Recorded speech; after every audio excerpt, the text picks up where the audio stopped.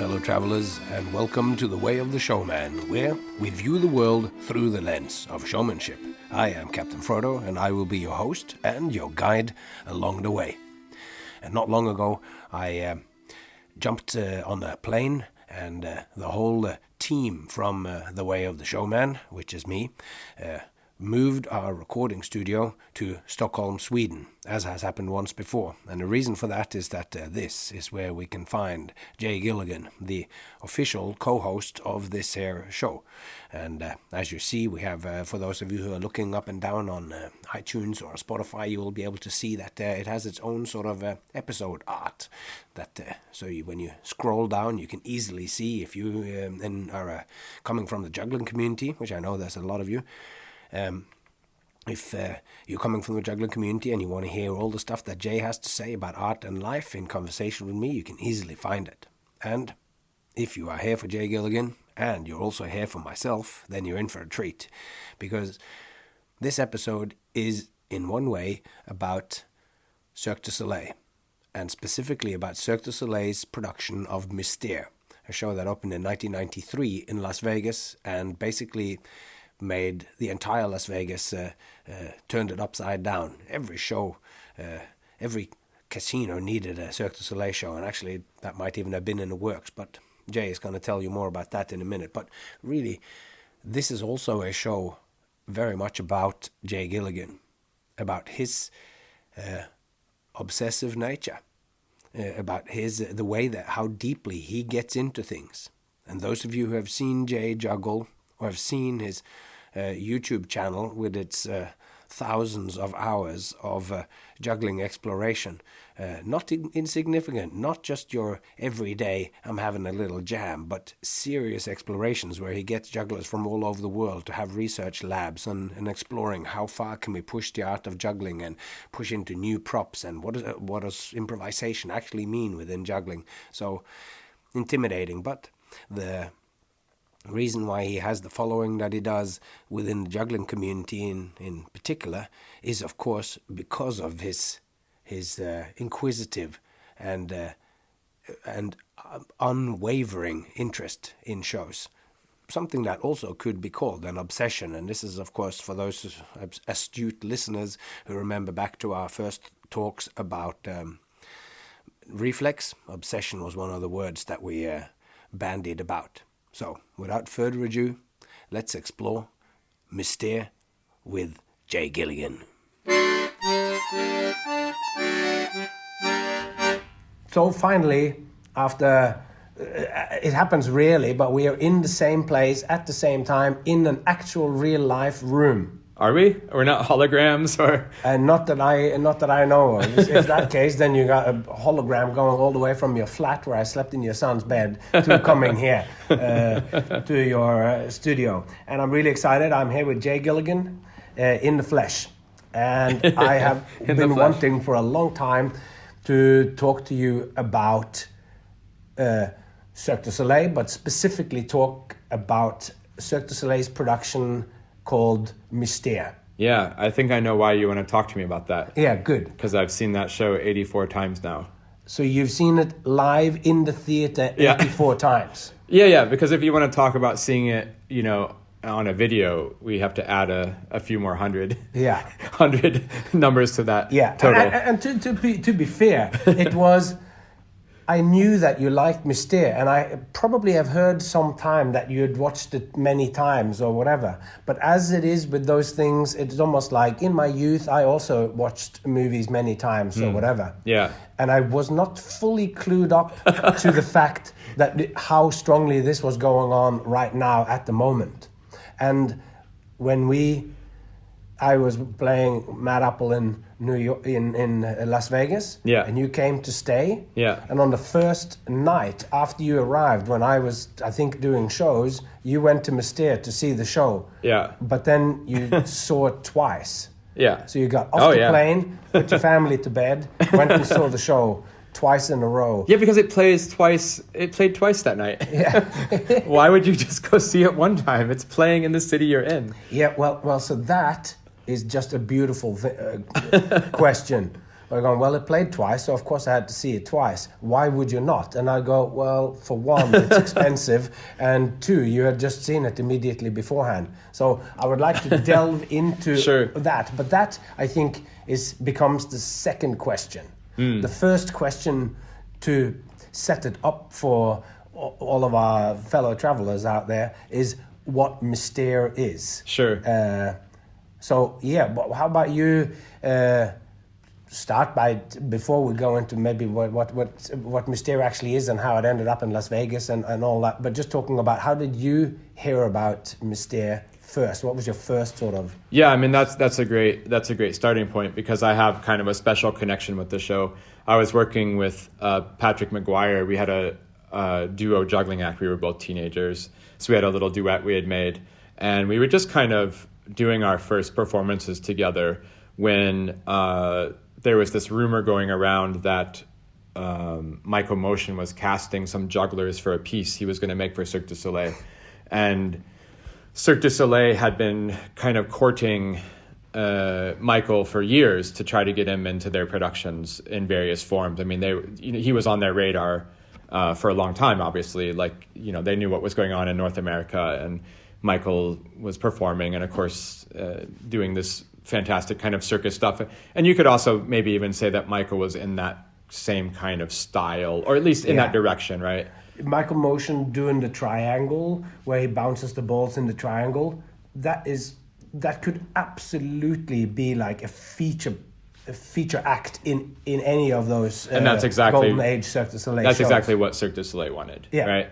And so for years, it just never worked out. That's maybe another whole podcast of why that, how that journey went. But basically, at the end of the day, they finally got him to make a piece for this new creation, Mystère, that was going to be in Vegas. And so they were looking for jugglers. And of course, by that time, I was already obsessed with Cirque du Soleil, because that's of the generation I am, of the time. And what time is this? No, exactly. So I was just going to say that I was kind of starting off into circus and performing at the kind of quote unquote right time with the Cirque du Soleil's rise, which is a whole, again, other story we won't go so deep into, but we can say late 80s, early 90s. Especially, so my first quote unquote show, everybody has like their first show as the entry point into maybe the larger world of circus, and mine was Nouvelle Experience. It's so funny to me, people who are younger than me who are like, Quidam was the first one, and whatever, Curios was the first one, or especially, actually after Quidam and after La Nuba and the quote unquote the golden era of Cirque, which is, in my mind, defined by a core creative team. Yeah. And that's why it's the golden era, because it was more or less the same creative team who made all these kind of iconic shows.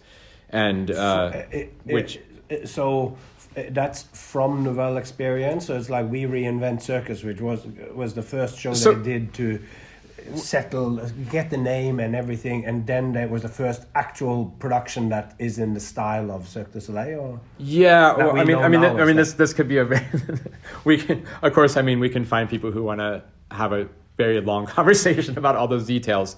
But now you're just stuck with me, and so you can't. So I'll give my point of view. But my point of view, and we hope that somebody says, "Let me set the story straight," and then you can come and do it. But my point of I know a bunch of different points of view around it. But my take on it is that Nouvelle Experience was the first show where they came up with their iconic kind of stage design, which was the Michel Crete who made the set designs.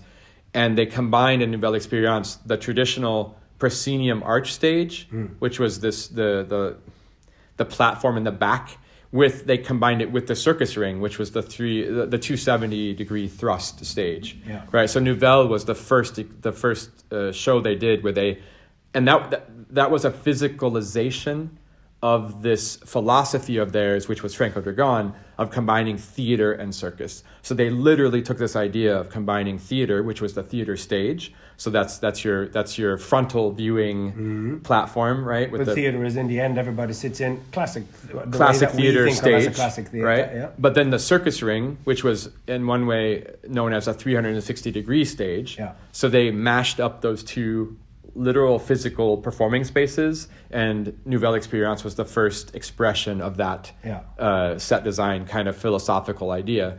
And that arc lasted until La Nuba was the last production of we can say the golden era of that team. Yeah, right. And one funny thing though is, so like I say, I have Nouvelle Experience as my kind of hallmark moment of like entry into this world, and it was made this impression on me. Saltimbanco for me. But Okay, Saltimbanco for you, perfect. Yeah. But after you get past like Quidam, people aren't really like, oh, La Nuba was my first experience, because after Quidam, we start to have maybe not yet, but other companies coming up. I mean, for the new generation. So I know it's well after the golden era. But for example, Traces by Seven Fingers, there's so many people, I call them kids, but of course they're adults now. But back in the day, there's so many kids who are like, oh, Traces was the first thing that I saw. And it's kind of funny to see that arc then of the circus culture in the world, where Cirque du Soleil had this golden era, and then it fell off in many different ways, which, we don't even have to go into there. But we're focusing on other companies came, like Seven Fingers, or and then that became the kind of touchstone or the cultural moment then. And there's another really funny, I was before this phenomena happened, but one really strong impression came because there was a TV network in America called Bravo, and they started showing all the films of Cirque du Soleil at a certain point. And that was... The actual show is... Yeah, I mean, because, Soleil was filming their shows. I had completely forgotten this, but I believe my first actual encounter with them was this, that some of those might have been shown in Norway too. Sure. No, because Soleil was filming all the shows. They were releasing and selling VHS tapes at first, and then later on DVDs. But at the same time, they were also selling those shows as TV programs to different networks around the world. Yeah. And so, like Arte TV and Europe and stuff. But in America, which was their main market at the time, this Bravo network kind of showed their programs on a loop almost. Oh, wow. And it influenced the whole generation or more of circus people. And I was already into it before that phenomena, but that phenomena certainly helped cement it into my life, that you had this access to that kind of... Sometimes when you only see it live or you do it, then it's this one, like you go, oh, it's a special thing, that's one, but by the time it starts to go on a loop with several shows in a row or whatever, it's a phenomena that becomes like mythical or something when it's on TV like that. This is a cultural phenomena that is bigger than the one show that I saw. We're going to dive into this a lot more later on, I think, now in this conversation. But also to remember, back then when Bravo was broadcasting these performances, this is before the internet.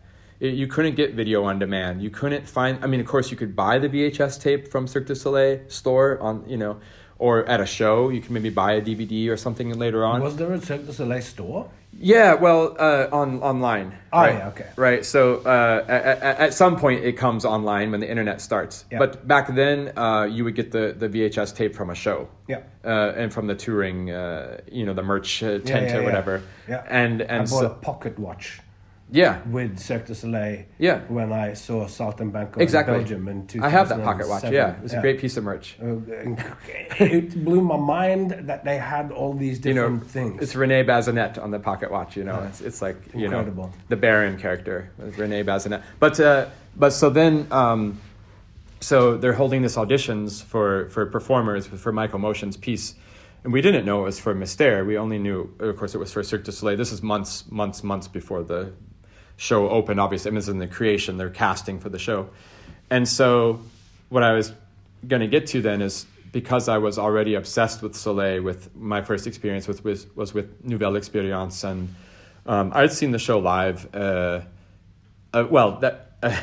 Eventually, that's also wrapped up with Mystère history there. But so I was working with Patrick McGuire, and he got hired to do this creation with Micromotion. And by that time, of course, I was also really dreaming about being in, as everybody I knew at the time was kind of like, oh, I want to be in Cirque du Soleil. Like, that's a thing I would like to do. It was kind of the top of the game and kind of the thing you wanted to do in one way. If you weren't, in a certain direction, if you're, like, how to describe, I mean, Cirque du Soleil did represent that kind of abstract art expression, it was quote unquote art. I mean, it was whatever, it was abstract, and it was in a certain... They did a huge thing towards making circus art. Yeah. People go look at traditional circus, and a lot of people just go, well, it's for children. It's a family thing, whatever. But Cirque du Soleil, you could go there with your date or with a group of adults, and it was like... It was fine for kids, but it was not pandering to... It was not a kid's show. It was okay for children, not on... Yeah. It was still just like high culture, right? Yeah, and they were kind of selling it like the same thing. You go see a symphony, you might go see Cirque du Soleil, and then it was kind of trying to elevate the culture. And I think part of that journey, of course, too, was the whole crux of how Soleil started to, when they really started to climb up into the public consciousness, was the whole, it's the animal-free circus. That was the first kind of step of how to differentiate themselves from Ringling Brothers, for example, and say, well, we're animal-free. And part of that, I think that idea of being animal-free was then to focus on the humans, right? And then that human is this kind of, to elevate the culture and to kind of boost it up and have this veneer of like, respectability or whatever. Yeah. Like has happened with other art forms, like theater, where it used to be booths in the front where you could close the curtains. So the prostitutes who were working every day at the same theater, you're like basically being employed. You go around and you service the clients, and it was it was not a family affair. And now theater is different, even if it was high and lofty, but and the same thing for classical music, right? You used to go to a classical music show, or you go to a music show, a concert. It wasn't classical music then, but people were rowdy. They would scream and yell, and they would say, repeat that part. If people, they would, if they clapped enough, the orchestra would play that part again. And now we have the culture. You go to a symphony, and there's cough drops in a bowl in the lobby because how dare you cough once during the fifth movement or whatever of the symphony, right? So we've had that journey on a lot of different art forms. Yeah. We don't have to delve too much deep into that, but I have some info on the beginning of that too, of how like Mozart was ahead of his time, because there wasn't really paid concerts watched by the people. It was just being done in courts, so you had to be paid by the church or a court to be a composer in that kind of way. And that some of these other composers that came a bit after that, and that's why he was making these musicals. Not musicals, operas or whatever, but like a bit more bawdy, his style or whatever. Right. To sell tickets. He was working in these sort of more burlesque kind of theaters, getting the actual real public who was having screaming and carrying on, like you say. That was like that market was just embryonic, and concerts as we think of it didn't quite exist. But anyway. No, that's great. So then Patrick McGuire, he gets hired into this creation, into this production, and of course I'm young. I'm a teenager, so I'm kind of a punk, and I'm a little bit stupid because I'm a teenager, and of course I get like, on one hand, jealous that I also wasn't hired or whatever that means, though it wasn't ever. I was never in contention for that part, so it wasn't like I was all, oh man, we both auditioned and he got the part and I didn't. But it was more just, I was more angry that he kind of got poached, we were working on this duo together, and it was kind of just starting to take off, and then suddenly he got hired by this big company. And I was a little bit like, oh man, that's not so fun. You're poaching my talent. Yeah, I was like, I've been grooming this guy to be the next... But at the same time, obviously, Micromotion was already my favorite juggler back then, and I knew what an opportunity it was for Pat to go work with Michael and Cirque du Soleil. So for me, it was just top of the top of the top. You couldn't get you couldn't mash up a better meeting of two, Micromotion and Cirque du Soleil, and then Pat got to work with them. And so for me, that would be that's just heaven. Yeah, and you're going, you're an asshole for leaving, but of course you have to leave, even if it pains Well, I was never you or mad at whatever. I was never mad at Pat. No, I was but more it's mad like- at I was more mad at Soleil that they'd taken him away. Yeah. But so that was so that was like a real personal connection to that creation and that show and that journey, which already before he was hired, I was already into Michael and Soleil. So like, of course, I had a personal connection into that process. Juggling entrance through the fact that your favorite juggler, Michael Motion, Yeah. was making a piece, which Yeah. was a Finally.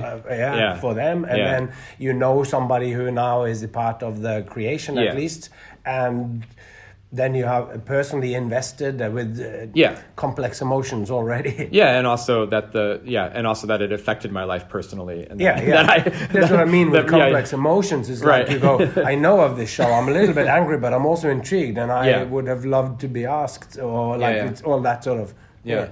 And so so that's kind of my really personal connection with the show. And then I went to visit Pat in Vegas a couple times. So they were doing creation in Vegas? Well, no, they did a lot of the creation in Montreal because this was the first time they were doing a custom-built theater for the show. And so, of course, that took a long time. So there wasn't any... I mean, of course, they were doing some workshops in Vegas, like in a rehearsal space, rented whatever, warehouse space or something. But most of it's taking place in Montreal. And there's a couple funny stories about that. And pretty much everything I know about Mystère is memories I have of what Patrick told me. Yeah, right. So whether that's so now you have two. But we're not getting. But we have two layers of removal there, right? In this so like interview, in this conversation, we are not looking for any kind of objective truth. Okay, we're not sure. letting the truth get in the way of a good yarn. And these but just are letting you know, real stories that were told to you by someone that was there, and then it's been, as far as I remember, tuned in your head over the last 20 years. Or whatever. So one good story of creating the show in Montreal and then moving finally into the theater space once it was built in Vegas. So Steve Wynn owned Treasure Island at the time, and he was building this new casino called Treasure Island. Now they branded as TI. So in case we say TI later on in this conversation, it's Treasure Island. But a really fun moment was in Canada, they used the metric measurement system. And in America, I guess they're using the imperial, feet and inches or whatever. And so, as the story goes that I heard, the finale of Mystère when it opened was a flying trapeze act. Oh. Do you see where this is going? I see where this is going. So they built a flying trapeze rig in Montreal, and they measured it, and it was 33 centimeters from this distance to this distance, and then when they got to Vegas, it was 33 inches or something like this. I mean, it was they used unusable. They used the numerical conversion. Yeah, so they were just everything that they had was 2.5 times as big as it should have been, or something like this. Yeah, but there was some mistake like this. Yeah, because it wasn't. It's a mistake that we see in Spinal Tap. When they make the Stonehenge, because there's only one dot, which means inches. 2 dots means feet. Yeah. So they get a mini Stonehenge. Yeah, exactly. For the stage show. Yeah. No. So I don't think the trapeze rig was so big that when you first looked at it, you're just like, oh, this is ridiculous. Like in Spinal Tap, right? Yeah. But it was to the point where they apparently, again, what Pat had told me was they go to do their first training of the swinging pass, and then they go to do the jump, and they're just like feet away from each other on the catch. And they're just like, wait, this is so weird. We're nailing this stuff up in Montreal, and now we're down here, and it doesn't work. And then somebody had found some sort of mathematical error, apparently on the conversion of the units of measurement. But it could have been on anything, because if the wires are too long for it, so exactly, and it hasn't been completely 100% uniformly translated. Right. So something was wrong. One part or one section is left in. But the point being just that they definitely weren't rehearsing in Vegas. Because they were still building the theater, which again is such a powerful, for me it's such a powerful moment, because it was the first time that Cirque du Soleil had a custom built theater for one of their productions, which these days is still pretty unique, but it's definitely not unheard of. I mean, now we have like Hoya and the Mexico Dinner Theater. It's its own custom space, and they're just opening up another one down there, and they're opening all these shows in custom spaces these days. So it's not like well, that's crazy. Yeah. But this it's not. It's crazy for people like you and me. Yeah, we make a new show venue. and we don't make a new building. Yeah, yeah. We just do the same show in the corner of the room. And but for them, this was the start of something big, and it was also which is significant it was the start of something new, and they didn't know if it would be big yet. No, no, we know with the benefit of hindsight that this was something big. Yeah, exactly. Because there still is multiple shows, and at that point there was none. But I also heard somebody say on a voice message to me when I said I wanted to talk about this, mention that they had done some shows in a car park. Yeah, so it wasn't their very first Cirque show in Vegas. No, exactly. And this is a whole story which I only have a little bit of it in my brain. It's pretty accessible on there's a bunch of podcasts. If you have the time, you should really listen to the Franco Dragon, Chris Angel interview that they did during the pandemic. It's one of the best interviews I've ever heard from both of them. And there's a lot of Cirque du Soleil lore and process that comes out during that interview. Wow. But basically what happened was, Soleil had been courting different people in Vegas different people in Vegas had been like kind of checking out Soleil over the years when they started to pop off in the late 80s. And it all comes down to their show in LA. That was a make or break moment for Soleil, which is a whole other crazy story. That this guy named Tom basically brought Soleil to LA and was just like, well, we can't pay you any money, but we can bring you here and kind of give you an opportunity. And it was make or break. They spent all their money on one-way tickets to LA. The Soleil did from Montreal. And they're just like, well, this is it. Either we go big or we go home, literally. Like either the company will pop off or it will close. And that was the gamble. This is the famous gamble, and it paid off. And so because of that success from this one festival in LA, of course, it caught the attention of people in Vegas who were also trying to sniff out new ways to make money and new forms. And also Vegas was transforming at the time too. They were starting to open places like Treasure Island, which is like a pirate themed. They were trying to make it more family friendly, more because it used to just be Vegas was just built on gambling, right? And like kind of all the vices of whatever. And so then Vegas wanted to become a more well-rounded family destination or get new clientele in.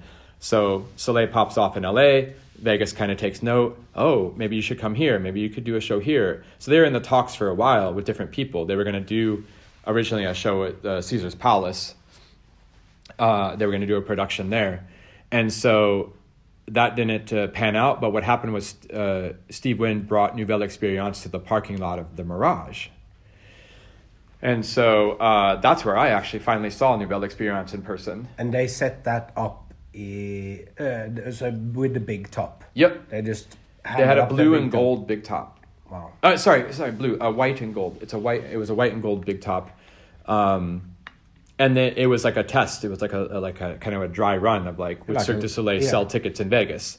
Because at the time, this is also kind of interesting. When I was reading in a 20-year Jubilee book, which is now 20 years old, it just said as well that part of the significance of them opening there and doing that was that there wasn't really circus in Vegas at that time, and in fact there wasn't really entertainment of that kind, and that earlier, but I don't know when, but Siegfried and Roy, the fact that they opened changed the style from a kind of Lido was it for Bergère? Yeah, Faldis Bergère, yeah, like what we think Jubilee or something, maybe even. Like which was later, dancing girls and feather headdresses and big all band. that. Big band, and so that was the style a lot. Then we had the Rat Pack with Sinatra and Sammy Davis Jr. Exactly. That sort of stuff, and the fact that so Siegfried and Roy, they made the first big production show of like the new. They kind of innovated that era of just like big,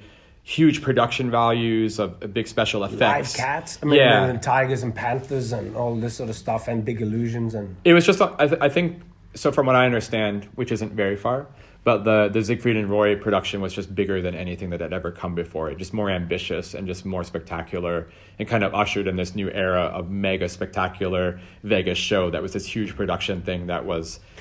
Which is totally fascinating because we think of Frank Sinatra and that now, and Sammy Davis Jr., but it literally was just a big stage with two dudes going around telling jokes and singing songs and stuff, which Right. to me is like, Yeah. and that, but would just sell tickets like hotcakes or whatever, if they were given for free at that point. Yeah, It was yeah. just about the gambling, but it's so like lo-fi in terms of what the production offered, or so it was the charismatic single person. Yes, exactly. Or And then Siegfried and Roy turned it more into a spectacle. yeah, Right.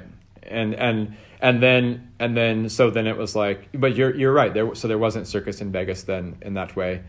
And so then they did Nouvelle Experience in the Mirage parking lot, and then that was kind of proof of concept of like, oh yeah, we can make money doing this. And that's when did that go well? yeah, that was like a test, and then they saw like, oh yeah, people are buying tickets to go see this thing, so we need to have this here now. Yeah, wow. And then the thing was, well, I'm making this new casino, Treasure Island, so I want to have a custom made show into my custom made casino, which in my mind was, I mean, it was a real risk. It was a complete unknown. It was just a gamble. I mean, it's Vegas, and literally, it's just gambling of like, is this going to work or not? Even though Nouvelle Experience had done okay, they didn't know if a permanent, like, could it? Nobody knew, Frodo. Like, it's so weird today when we go to Vegas. You're like, oh yeah, O's been there 25 years, and now Mystère's been there 31 years, and you kind of get blasé about that idea. Can you imagine back in 1992 when they're building the casino and they're just like, we're going to put it was the first permanent resident Cirque du Soleil show anywhere. They didn't know if it was going to work. Yeah, that's right. It's become such an institution for those of us who have been to Vegas, but the general public of the world, I mean, here in Stockholm, maybe it's a little bit different because you do actually have a circus building that's called that, at least. Right. It's like there was a time when one built a building for circus and they could actually see circus in it. But that is hundreds of years ago, or at least 100 years ago. So it's not common anywhere in the world to build stages that has circus in it. Yeah, I see what you're saying. And the flip side of that too is you have to remember back in 1992. You didn't make a show that played more than like 2 years. Even to do a show for 2 years long was wacky. From my world, just to say, you would never make a show and think, oh, this is gonna last for 10 years.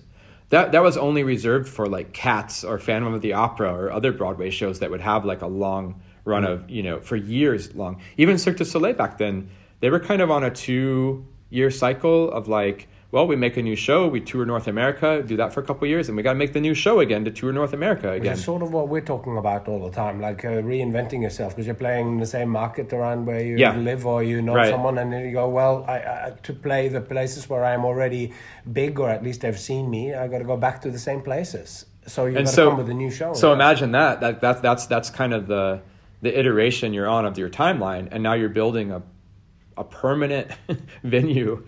The show, and they, when Mystère was going to open, they didn't know, would it last a year?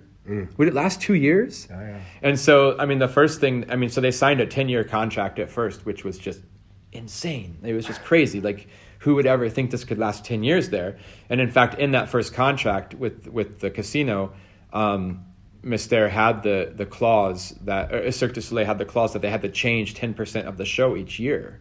And then the theory being it wouldn't be the same 10% of the show that changed, but rather different 10% of the show changed, so that they knew, because again, they're on this cycle of like, well, we need to reinvent what we're doing to keep getting the ticket sales. So ostensibly over 10 years, it'd be a different show by the end of the 10 year, right? Like, so every year they change like one little part of it. And then by the end of 10 years though, it's a completely different show. Yeah. That didn't end up happening because it became a huge success. And then, of course, the show mutated and changed, but they didn't feel that pressure anymore from the market that they were imagining, that they had to keep reinventing it or whatever. I mean, it's been a long time, if it ever has been, a time when circus was like kind of Hamlet or Midsummer Night's Dream. Well, everyone knows the story of Hamlet, so we're adding a new scene every year to get people excited. That sounds idiotic. But with circus, that is the case. When I joined La Clique, and we did the first season 2006, the first season I did, it was never certain that I was invited to the next Right. place. Oh, right. They played a couple of different places, and when they came back to Melbourne, well, you've already played here. So, and it was kind of spoken that you'll get a couple of little seasons or whatever.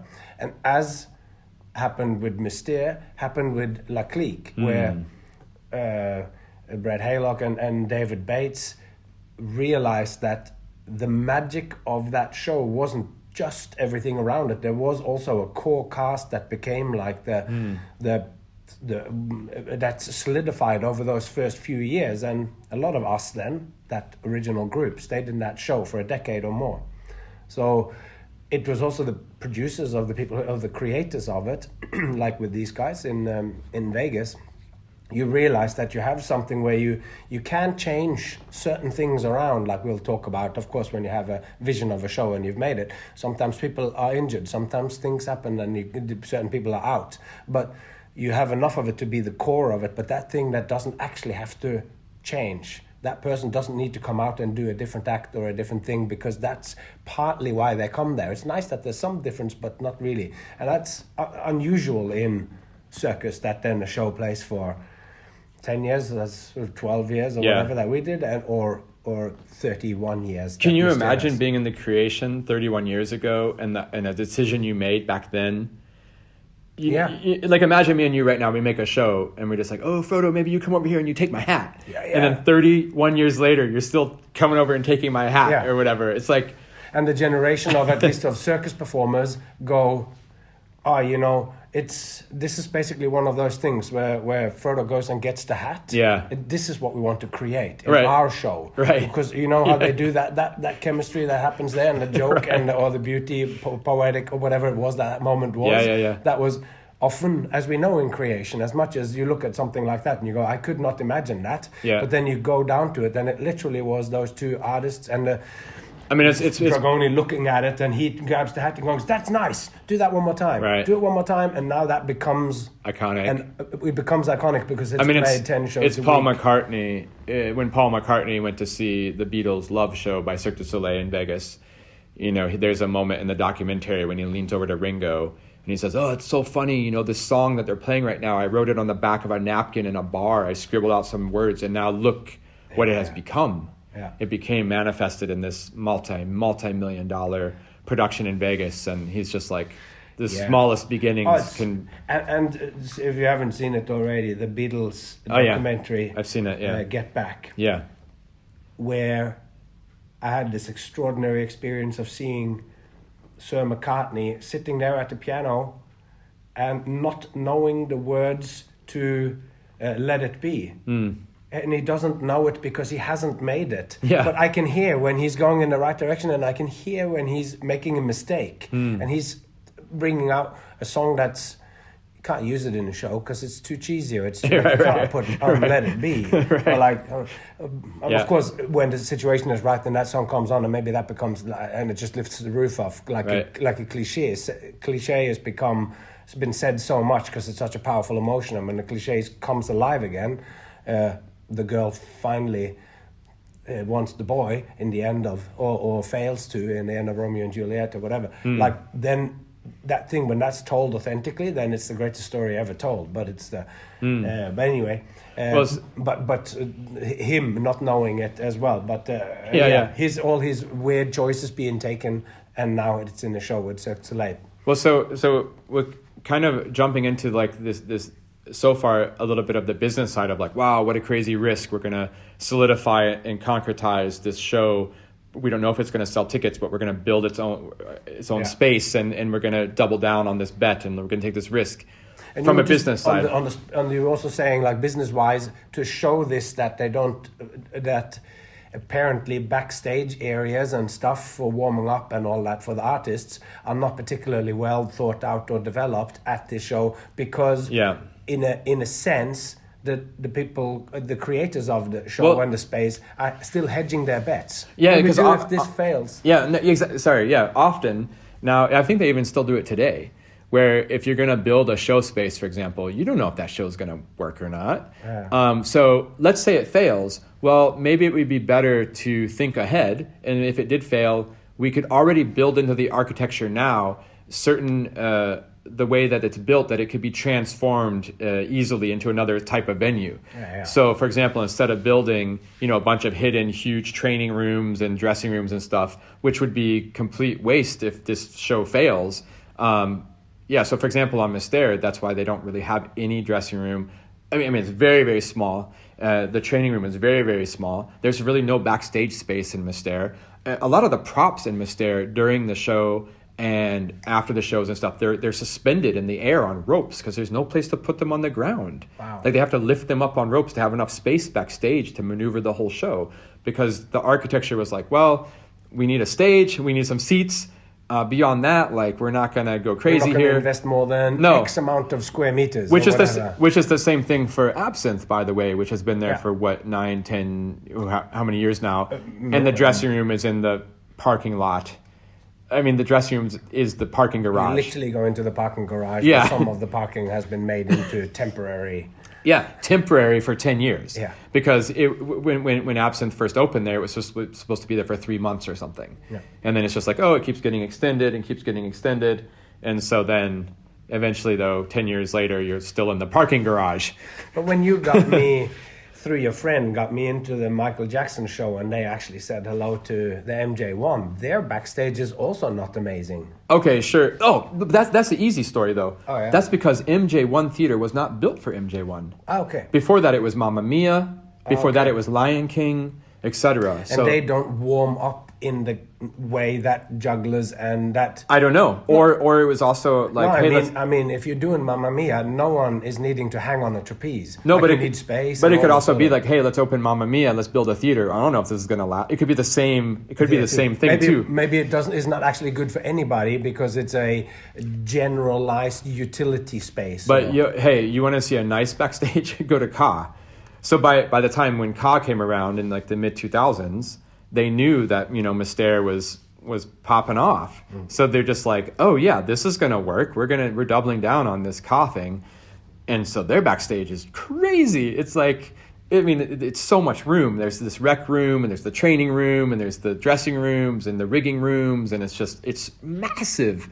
So like the later Cirque du Soleil shows that got custom built theaters, like and Ka, for example, they have nice backstages. Yeah. But so MJ1, it was a repurposed theater. Yeah. And then also, but with Mystère, when they originally built it, they're just like, it's already costing us enough money. Yeah, we can't afford. And also that the architectural plans, they just surfaced like a couple months ago on the internet. You could find the drawings of what was going to happen to the Mystère theater when it failed.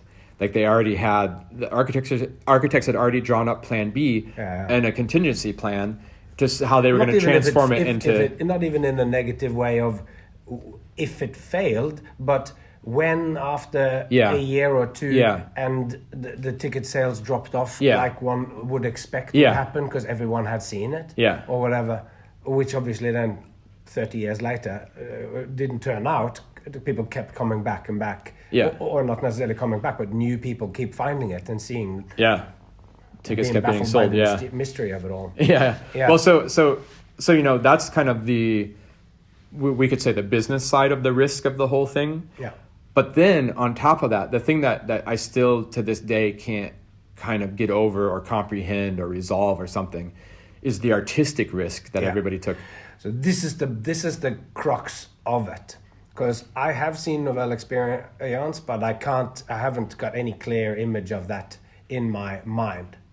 But how did this develop into the shows of Mystère? Then I don't have the full timeline here of how it went. But when I watched Mystère after having seen other shows, I'd seen O beforehand, and O is arguably the most extraordinarily developed of the Cirque imagery. I remember someone saying, when you watch it, just keep in mind, don't try to sort of follow the story and be irritated that you don't get it. Right. Because everything is going on at the same time, and each character might have a thread or so, but you might just watch it and take it in as just a large dream and grab from it what you can or whatever. Yeah. So by that point, it had become so fully developed. Right.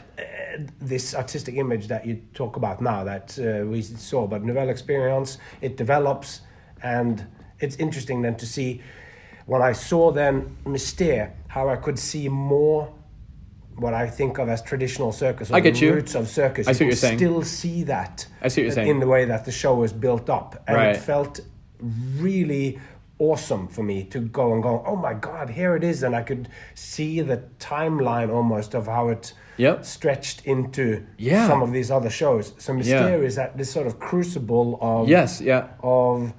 So maybe we would just like sketch out some of those things, or like the Well, artistic theme. I think, yeah, absolutely, we can do that. And I think what you're bringing up right. Team, I meant. Yeah, the team, yeah. But the what you're hinting, I mean, what you're touching on is this kind of, I think it's still how they market Mystère, is they say, it is the first one, and it is the kind of classic. I mean, it's funny now, they say it's the classic Cirque style. But what you're talking about, there is that structure still there, whereas the later productions from Soleil went into more esoteric, more abstract territory and lost some of that internal rhythm from the connection of the past, of the old of the traditional circus or whatever, right? Like we still find that structure inside there. And so the thing that yeah, we can dive into the team there. Yeah, because this is really, yeah. But it comes from that LA, the LA risk of like, we're going to lose. Which show played there? Nouvelle Experience? Or? No, before we reinvented Circus. Yeah. Okay, I think. Yeah. And maybe it was, I don't know. We can look that up, but it's maybe even the one before that, but it's before Nouvelle. That's what I wanted to say though. They go to LA, they take this risk, it pays off. So they're going to make a new show.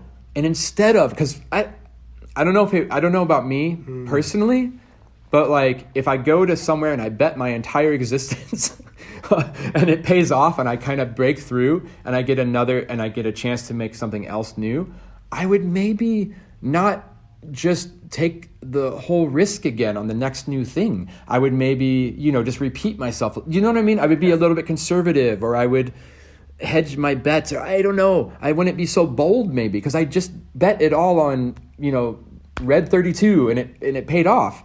And now I'm going to throw the dice again. And would you bet it all again? No, maybe you would be a little bit more hesitant, right? But no, when they did Nouvelle Experience, they went crazy. They went full out with all their ideas. They didn't hold back. They didn't kind of say, well, this in LA, we did this and this and this, so let's just keep that as our format. Yeah. And we'll just keep doing that with little incremental, innovations, but, more or less it's the same thing, maybe different costumes or something. No, with Nouvelle Experience, they're just like, what can we do now? Like, let's go to the moon. Because now we broke through in LA, and they really got, not an inflated ego, but they really took the pride of like, we succeeded in LA and now we have the chance to make something new. So what do we want to make? And they took it seriously.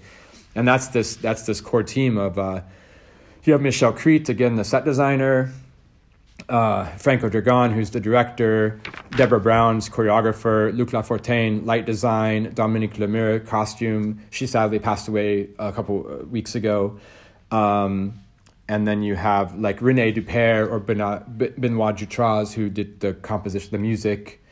And it was kind of this little core team. And they were basically, as much as circus always have, there has been music and there has been lights and there has been, but not in the way that they started to really take it on. By the time they came to Mystère, they were really wanting to make a Gesamtkunstwerk, where, like in opera, where Wagner and that way, where the story and the music and the building and the lights and everything was part. So and the ballet, so there was dancing and all the arts was now important. I think they already started that back from the beginning of the company, and it was just that the more opportunity they had, the more they were able to manifest that vision. Yeah.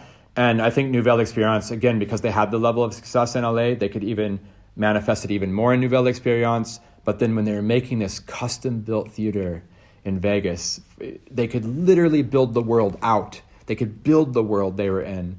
And that has always been kind of the hallmark of their shows, of this idea that we're going to build a world and transport you to a different world. And of course, many of their storylines, like Kidam, like we go in, like, you know, the main character, the girl falls into the different world. I mean, we've seen this all the time, this trope.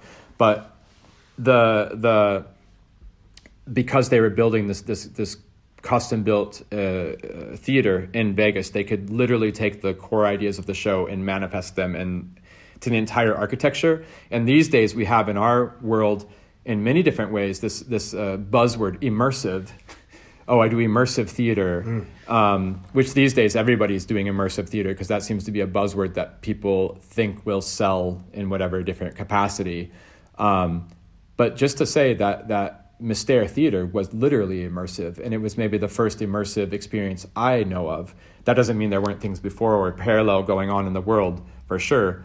But and especially in terms of Circus, I mean, they literally built out the architecture of the space from the themes of the show, and you sit inside that theater. It could not be, in one way, more immersive in terms of the architecture.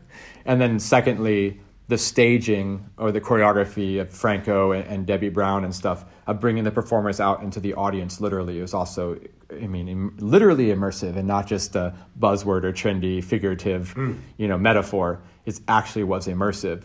And so, again, just that they took this bold risk to not play it safe and just to do the same show in LA, but throw it in a theater in Vegas, but to say, no, now Steve Wynn's going to build this theater for us. And so what can we do that's like, and same thing for Michael Motion.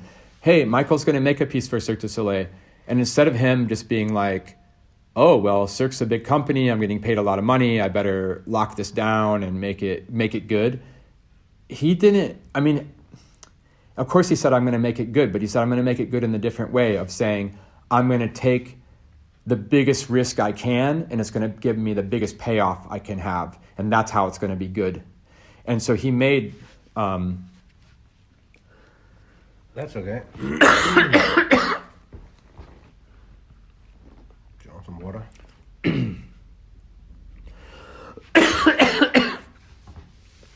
Sorry, you have to edit that.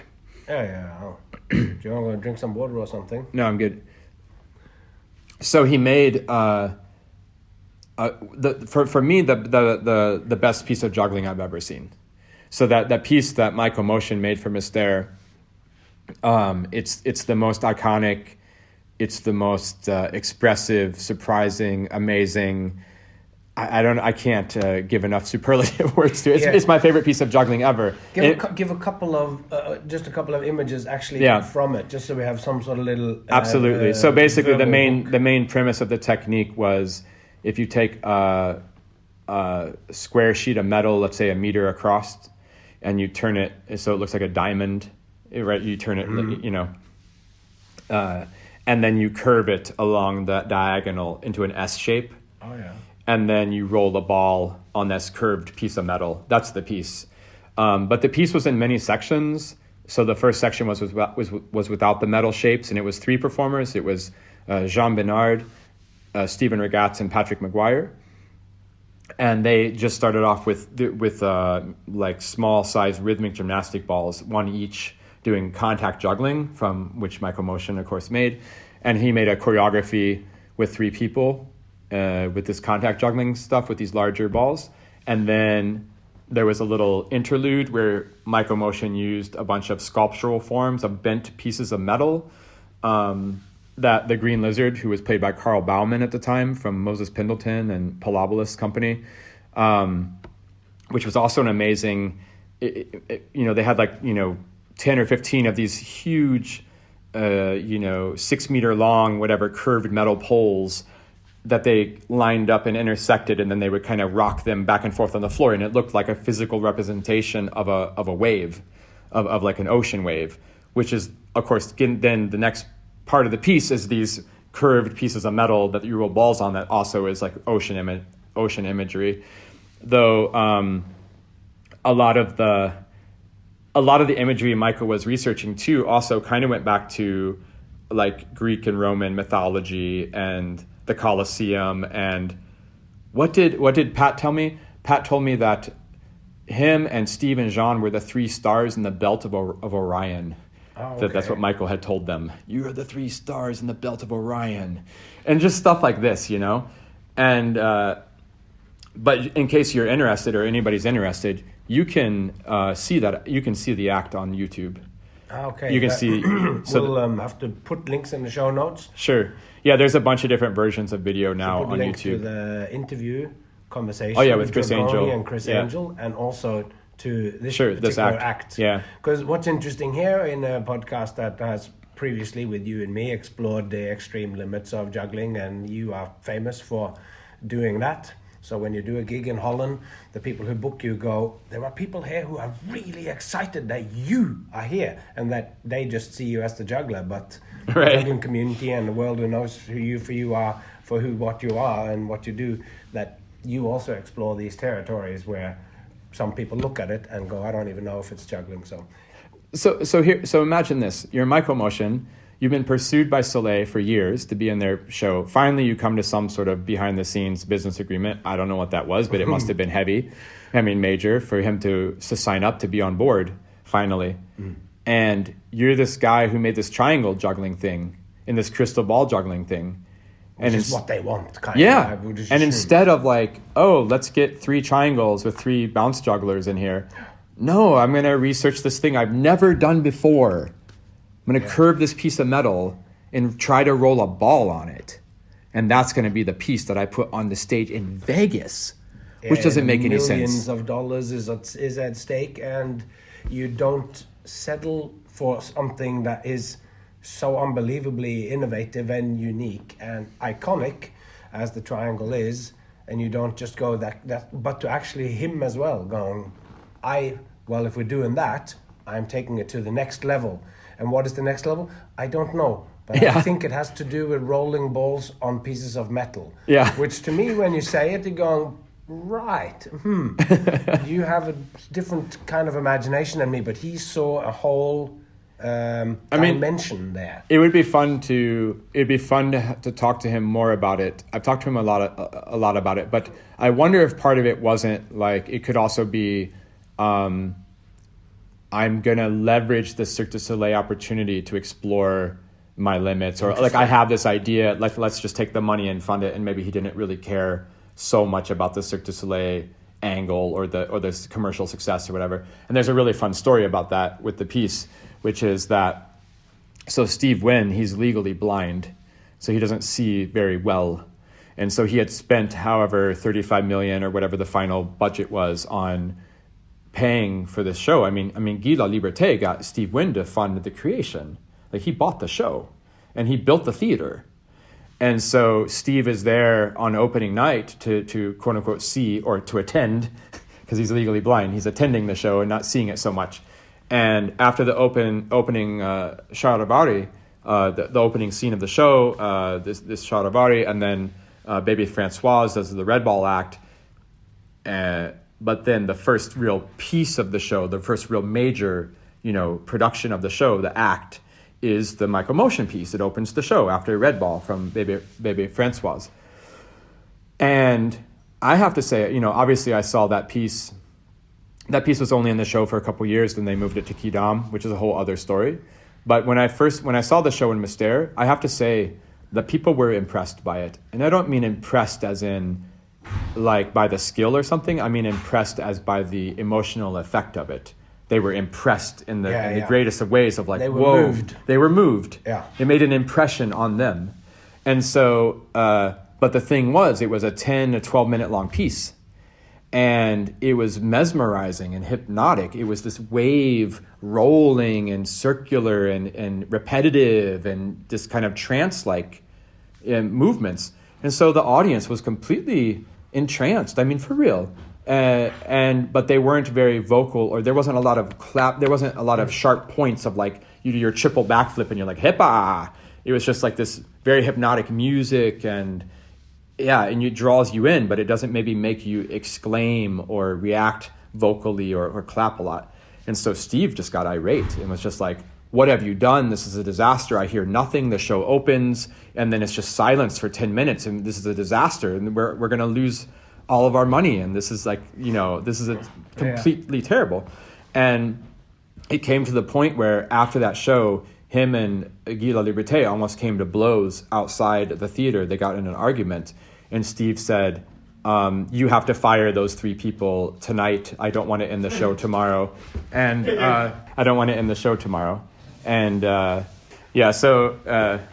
so Steve Wynn and Guy Laliberté are arguing about this micromotion piece. This is the night of the premiere, right? And Steve says, you have to fire them immediately. I don't want them in my show anymore. This is a disaster. And how could you dare do this to me? And this is, terrible. And Guy stood his ground because Guy actually believed, well, there was two parts to it. Guy actually did believe in micromotion and he believed in the piece, but he also knew if he would cave in to this one moment to Steve, it would just never end, right? Like if Steve starts demanding things and Guy gives into it, it's just never going to end, right? He will come in next week with some other idea that he has. Exactly. And so Guy said, the act stays in the show, and if you don't want it in your show and you don't let it be in the show, we take everybody and go home. Like we will leave, we will take the whole show away now. Wow. And of course Guy stood his ground and he won, but there was a kind of concession to the whole thing, which was that Steve then demanded there be more applause during the act. And so the way they solved it was they built in solos. So they each took a solo in the middle of the piece. Oh. And so that at the end of each solo, they could have an applause point. Yeah. And one thing I have to say about that micromotion piece in Mystère is that the first, I'm going to say the pure original concept, the pure choreography. I saw Pat and Steve and Jean do a run through of that piece on the Mystère stage, wearing training clothes with no lights and no music, just in silence. I mean, I might start crying again thinking about that. Wow. Like that was just there was something so pure about that core choreography and technique. And so then that had such a substance to it that when you built it out with the costume and the lights and Cirque du Soleil and Mystère and Vegas, it just, for me, got better. And I think that but there was a kernel of truth there somehow that I think that people in the audience could experience every night, even in this big Las Vegas production. I mean, Vegas is not the town for art. Not the time for a 12-minute emotional exploration without applause. Yeah. Yeah. And so then, but then of course, so that core, that rehearsal I saw that one day, burned in my brain, in my soul, and so that for me is the best piece of juggling I've ever seen. The piece with the solos in it, I mean, it's maybe the second best piece of juggling I've seen. I mean, it was still amazing but also for me, who is interested in the spectrum from art to entertainment, it's like they added a bit more entertainment value to an art piece. And it's amazing that they were allowed to, and that micromotion allowed it, and made that concession, and to also acknowledge the place where you're performing, the entertainment capital of the world, Las Vegas. It's like to actually go, we make art, and maybe that first thing was the pure thing, but we need to take it from being an incredible conceptual contemporary classic piece to be a little bit more an element of pop music, by allowing the audience to be a little bit more participate actually loudly into it. Yeah, and I don't know behind the scenes like how it actually shook out. Like I don't know if at the end of the day how much the audience was digging the piece. I don't know how much adding the applause really helped out or detracted from anything. I think it really does come down to that power struggle between Steve Wynn and Guy Laliberté of just their egos butting up against each other. Because Steve Wynn is pretty famous anyway. Like when Le Rêve opened at the Wynn Casino, you had friends who were in Le Rêve too, and they never had a day without rehearsal because Steve Wynn would just change the show every single day because it was his casino. And so there is that. There's other shows in Vegas that I have been involved with as well, where this is the case. Right. The producer or the owner or somebody comes in and has some new ideas. So there's a constant. But let's wrap it up as an episode here. But using this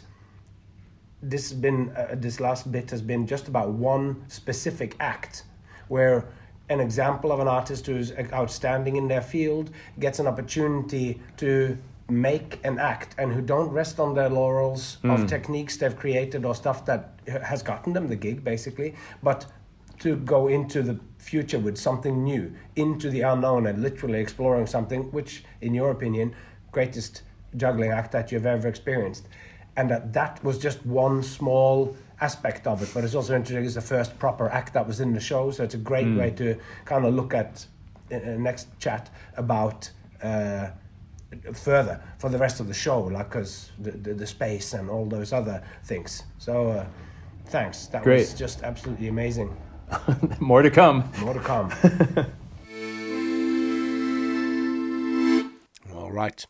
There will be 3 more episodes in the Mystère Obsession Explorations, and they will come out every Tuesday now this month.